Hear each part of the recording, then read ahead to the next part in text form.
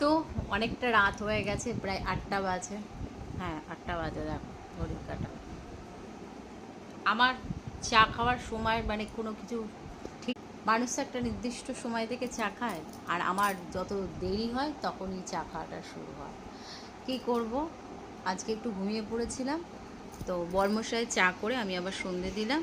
সন্ধে টন্ধে দিয়ে গপু সোনাকে শুয়ে তারপর নিজের জন্য চা করে রেখেছি, সেটা আরাম করে খাবো। কারণ চা জিনিসটা আমি সবসময় মনে করি আরাম করে খাওয়া উচিত। আর চাকে আমি ঠান্ডা করতেও দিয়েছি, তো চাটা করে নিয়েছি। চা তো শুধু লিকার, গরম জল করো, চা পাতা দাও আর ছেঁকে নাও, এই তো কোনো ঝামেলাই নেই। কিন্তু চাটা আমি একটু ঠান্ডা করে তারপরে খাবো।